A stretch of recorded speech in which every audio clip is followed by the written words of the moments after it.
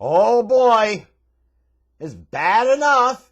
America was subjected to Bears football in prime time on Sunday night, even though they had the mechanisms and enough time and enough advance warning to do so.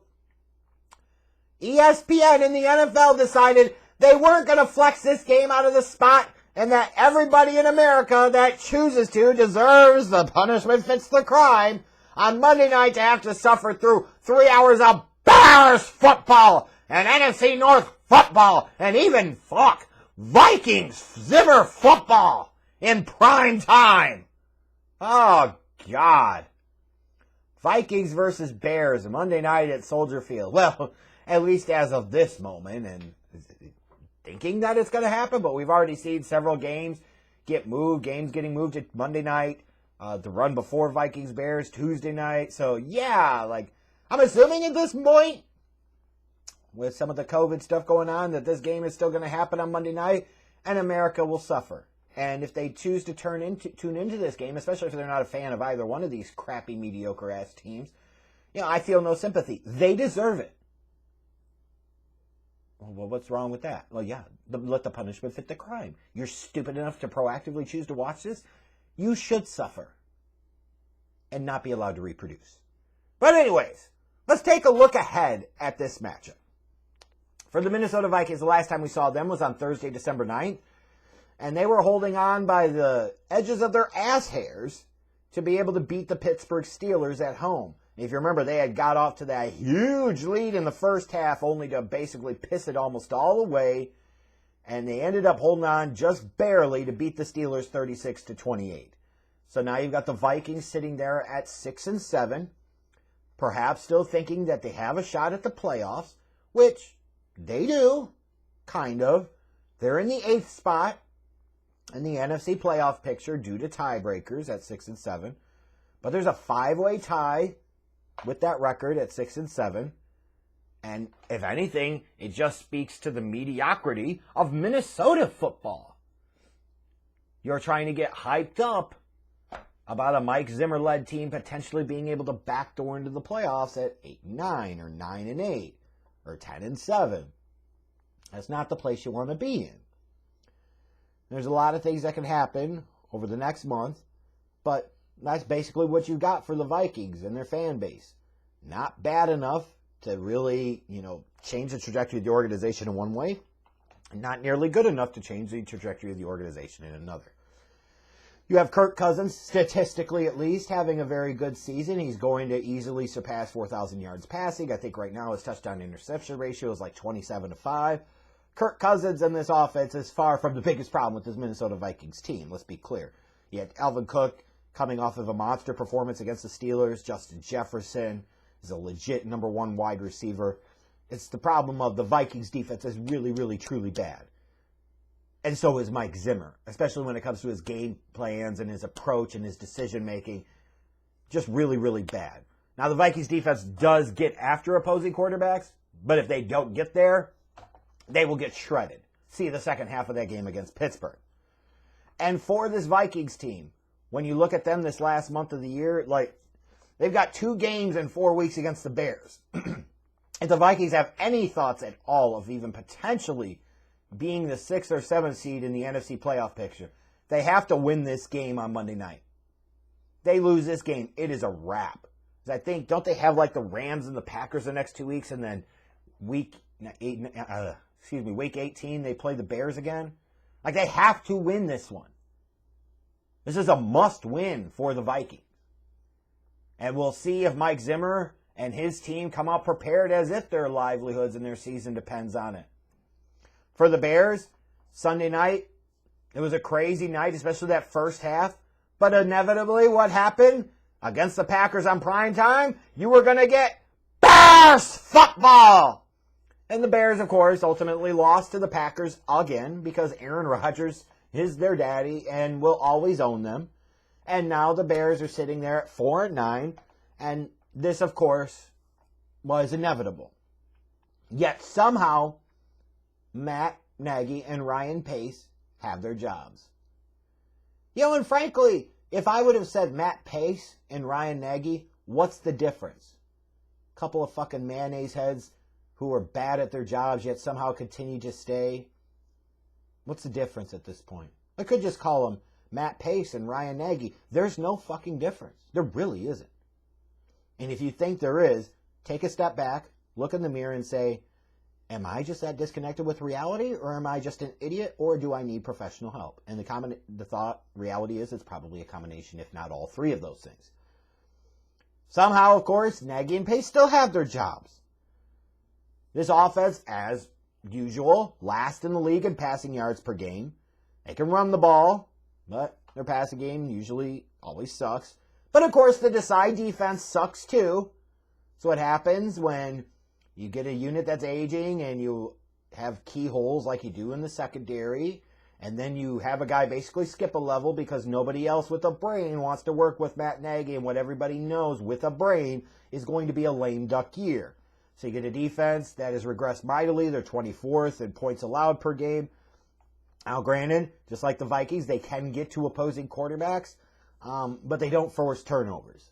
So basically, if they don't get home to opposing quarterbacks, opportunities are there and abundant.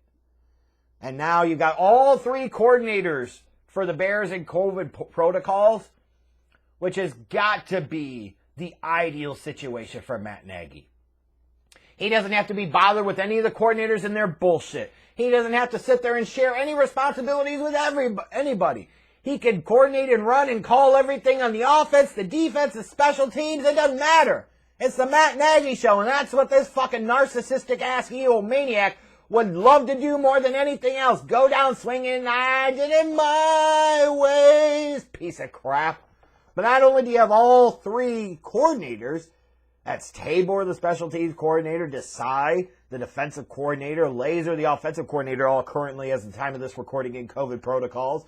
You've also got several players in it. I think Eddie Goldman just got out of COVID protocols, but offensive tackle Larry Borum's still in protocols, and a few others are in there as well. Like, not a good spot for a Bears team that already has some injuries and is already heading in the wrong direction. However, as easy as it is to crap on the Chicago Bears and Matt Nagy and Ryan Pace, I want to take a moment or two to crap on Mike Zimmer. And hopefully this appeases a lot of Vikings fans, because they know that this dude needs to fucking go. Is he an adequate coach? Sure. But you're not winning a championship with him. And if you're not going to win a championship with him, then why the fuck do you bother keeping him? And if you want to hear one stat that you point to and say alone, that is a reason for this dude to be fired at the end of the season, it is this. Fucking Mike Zimmer is 1-5 against Matt Nagy. Not 500, not slightly above, not even slightly below. His winning percentage against Matt Nagy is less than 17%. That's the case right there. How in the Sam hell are you 1-5 against Matt Nagy and expected to be taken seriously as an NFL head coach? There are problems abound with Mike Zimmer and his approach and his philosophy, and why it only works up to a certain level, and that's it. Period. But the simple fact of the matter that he is 1-5 over the past 3 seasons against Matt Nagy, that's the ultimate damning statement. That dude's about to be fired. And he was much better straight up against you. Why the hell do you deserve a job? And ultimately, again, at the end of the day, like, the Vikings are in that worst possible spot. Minnesota mediocrity. You're right hovering around where you think the playoffs are realistic, but you're not going anywhere, and you know it. And reaching the playoffs does nothing for you except screw up draft position and give you a reason to bring Zimmer back for another year. Like, this is a team that needs a bit of a house cleaning. Not total and complete, but it is time for a change in leadership.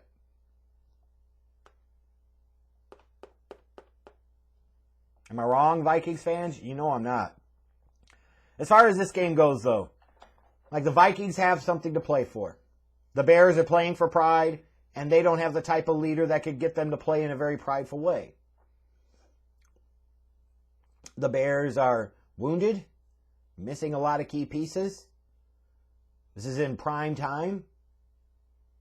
other than the fact that Matt Nagy has owned Mike Zimmer over the past 3 years, there is absolutely no reason to believe that the Chicago Bears have a fighting chance of hell of winning this game. There just isn't. There just isn't. Except for the fact that this Vikings defense is so atrocious. Like, what else can you really say? Now, there is certainly the chance that come Monday night that this game might be a little interesting. It actually might on the surface be a little entertaining because both defenses suck. So both offenses are going to have to score points. There could be the chance that, similar to Sunday night's Bears-Packers game, that first half was all types of crazy and actually interesting before it became inevitable train wreck Bears football type of shit. But I'm sure we're going to see plenty of Bears football moments between two head coaches who should be fired and two teams that are ultimately stuck in that cycle of mediocrity of hell of going nowhere. My prediction for this one, I think the Vikings win because they've got to, because they've got something to play for. What do the Bears have to play for? I'll take the Vikings like 27-20 because, one thing that concerns me is that I'm not sure their Vikings defense could even stop an offense as shitty as the Bears. That's how bad they are. And Zimmer has a bad history against Nagy. 1-5, dude. 1-5? You deserve to be mocked when you have that type of losing record against Matt Nagy. Period. You've let a numbskull dominate you. Dominate you. Horrible. Unfortunately, it's one more game we've got to waste here to get to the end of the season as Bears fans. One more game where somehow miraculously Matt Nagy and Ryan Pace still have jobs.